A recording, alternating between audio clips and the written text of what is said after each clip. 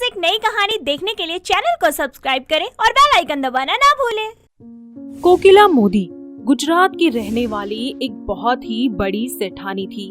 उसका एक बेटा था अहम मोदी, जो कि बहुत ही ज्यादा स्मार्ट था। कोकिला मोदी अपने बेटे की शादी के लिए एक संस्कारी लड़की की तलाश कर रही थी।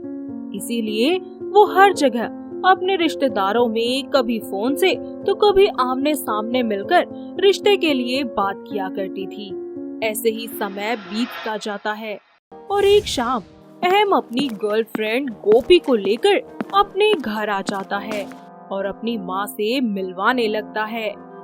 गोपी एक बहुत ही ज्यादा स्टाइलिश लड़की थी, जिसे देखकर कोकिला अजीब सा मुंह बनाते हुए बोलती है, हे कृष्ण भगवान, अहम दिकरा, आ छोकरी कौन छे? मॉम, ये गोपी है, मेरी गर्लफ्रेंड, और मैं इससे शादी करना चाहता हूँ। शू मजाक से अहम दिकरा? मॉम, ये मजाक नहीं है, मैं गोपी से बहुत प्यार करता हूँ और इसी से शादी करूँगा। मैं कोकिला मोदी जब तक जीवित हूँ तब तक ये असंभव ही असंभव है। मॉम, चाहे जो हो जाए, शादी तो मैं इसी से करके रहूँगा। मैं भी देखती हूँ तमे कीवे रीते लग्न कर छो। आंटी जी, आखिर मुझ में कमी ही क्या है? घर के सारे काम आते हैं मुझे, मगर मैं करती नहीं हूँ क्योंकि मेरे नेल्स खराब हो जाएंगे। आप समझ ही सकती हैं इस बात को। हे कृष्ण भगवान, अहम दिकरा, आ तुम्हारी पसंदगी छे। मॉम, धीरे धीरे सब ठीक हो जाएगा, आप एक मौका तो दो। मैंने तुम्हें अपना अंतिम निर्णय सुना दिया है। निर्णय? आंटी, आप कौन सी भाषा में बात कर रही हैं? चुप करो तुम। कोकिला गुस्से से अपने कमरे में चली जाती है। ऐसे ही समय बीतता जाता है और अहम आए दिन अपनी माँ को गोपी से शादी करने के लिए मनाता रहता है, मगर कोकिला अपनी बात से टस से मस नहीं होती, जिसके कारण अहम कुछ दिनों के बाद गोपी से कोर्ट मैरिज करके उसे अपने घर ले आता है। कोकिला जैसे ही ये सब देखती है तो उसे बहुत ज्यादा गुस्सा आ जाता है और वो अहम को एक जोरदार तमाचा लगाती है और फिर बोलती है, हे कृष्ण भगवान, इतना बड़ा अनर्थ कर दिया तुमने। मेरे मना करने पर भी तुमने मेरी एक नहीं सुनी। कॉकी मॉम, प्लीज, जो हुआ उसे भूल जाइए ना और मुझे अपनी बहू के रूप में एक्सेप्ट कर लीजिए, क्योंकि अब एक बस यही लास्ट ऑप्शन है आपके पास। तमें यहाँ नहीं रह सकते। प्लीज एक मौका दे दीजिए। प्लीज मॉम, मान जाओ ना। ठीक है, चलो आओ अंदर। कोकिला किसी तरह उन दोनों को घर में आने की स्वीकृति दे देती है। ऐसे ही अगले दिन गोपी की पहली रसोई की रस्म होती है तो कोकिला उससे बोलती है, गोपी, गोपी बहू, आज तुम्हारी पहली रसोई छे। आज तुम कुछ भी गुजराती पकवान बनाओगी। ओके मॉम, मैं सब कर लूंगी। आपको ऐसा लगता है, पर मैं करूंगी नहीं। यू नो ना, मेरे नेल्स खराब हो जाएंगे। तुम्हारी इतनी हिम्मत कि तमे मारी मजाक करो छो। ओके, सॉरी कॉकी मॉम। हे कृष्ण भगवान, अरे जिसको कपड़े पहनने की या बड़ों से बात करने की तमीज ना हो, उससे तो किसी भी चीज की उम्मीद करना बेकार है। ओ कम ऑन कॉकी मॉम, बुराई कपड़ों में नहीं, आपकी नाकों में है। कोकिला गुस्से से वहाँ से चली जाती है और थोड़ी देर बाद कोकिला की छोटी बहन कुछ दिनों के लिए वहाँ पर रहने आती है।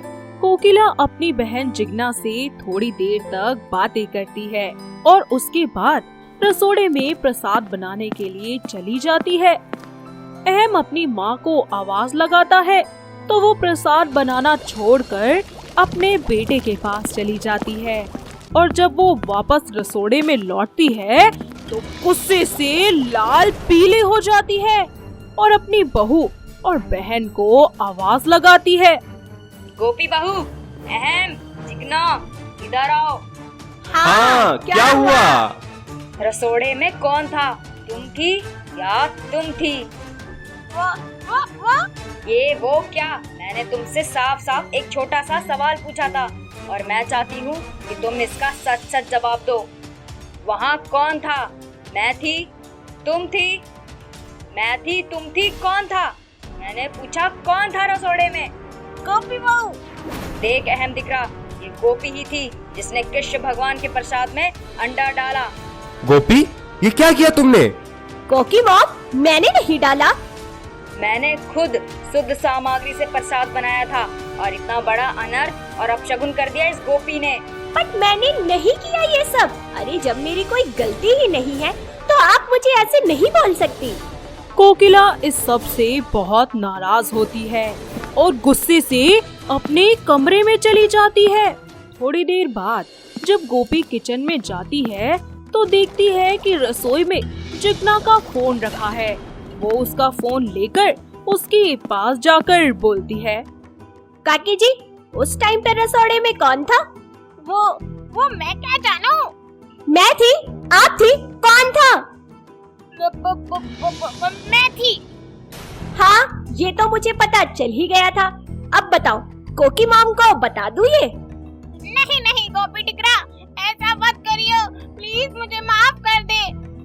गोपी जिग्ना को माफ कर देती है और ये बात किसी को नहीं बताती। ऐसे ही समय बीतता जाता है और एक दिन अहम और गोपी दोनों एक दूसरे को गले लगा रखे होते हैं। तभी वहाँ कोकिला और जिग्ना आ जाती है और कोकिला अहम गोपी को इस तरह गले लगे हुए देखकर अजीब सा मुंह बना लेती है और फिर बोलती है, हे कृष्ण भगवान, आजकल के बच्चे तो शर्म लिहाज बेच खाए हैं। कोकी मॉम, व्हाट हैपेंड? इतना तो आप भी पापा जी के साथ करते होंगे। हे कृष्ण भगवान, अरे तुम्हें शर्म आती भी है या नहीं? फिलहाल तो नहीं।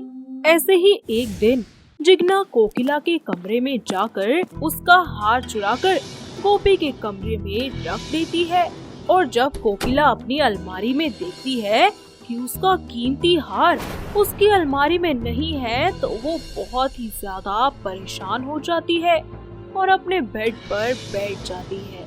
तभी वहाँ गोपी आती है और अपनी सास को ऐसे दुखी देखकर उनसे बोलती है, मॉम, क्या हुआ? आप इतना परेशान क्यों हैं? क्या बताऊं, मेरा कीमती हार मेरे अलमारी में नहीं है। मॉम, एक बात बोलूं, अगर आप बुरा न माने तो? बोलो, क्या बात है? मुझे लगता है इसके पीछे काकी जी का हाथ है। गोपी कोकिला को प्रसाद वाली सारी बात बताती है और ये सुनते ही कोकिला गुस्से से तंतना जाती है। तभी गोपी कोकिला से कहती है, मॉम, उनको रंगे हाथों पकड़ने के लिए मेरे पास एक प्लान है, आप बस देखते जाइए। गोपी पूरे घर में हार ढूंढती है और हार उसे अपने कमरे में ही मिल जाता है। तो वो उस हार को वापस ले जाकर कोकिला की अलमारी में रख देती है और जब जिग्ना देखती है कि गोपी और कोकिला के बीच सारी चीजें नॉर्मल है तो वो फिर से एक बार गोपी के कमरे में हार चुराने चली जाती है और जैसे ये अलमारी खोलती है तुरंत उसे कोकिला पकड़ लेती है और उसके कान पर एक जोरदार तमाचा लगाती है। साथ ही उसे धक्के मारकर घर से निकाल देती है। इस तरह कोकिला को एहसास होता है कि इंसान की पहचान उसके कपड़ों से नहीं बल्कि उसके कर्मों से होती है और वो ये भी समझ जाती है कि उसकी बहू गोपी भले ही कपड़े कैसे ही क्यों ना पहनती हो लेकिन उसका दिल बिल्कुल साफ है। तो दोस्तों, कैसी लगी आपको हमारी ये गोपी बहू की कहानी? क्या आपके घर के आसपास भी है कोई ऐसी गोपी बहू? अगर हाँ तो उसे ये वीडियो दिखाइए और हमें कमेंट करके बताइए। दोस्तों, अगर आपको ये कहानी पसंद आई तो इसे लाइक करें, शेयर करें और कमेंट करके बताएं कि कहानी में आपको सबसे अच्छा क्या लगा।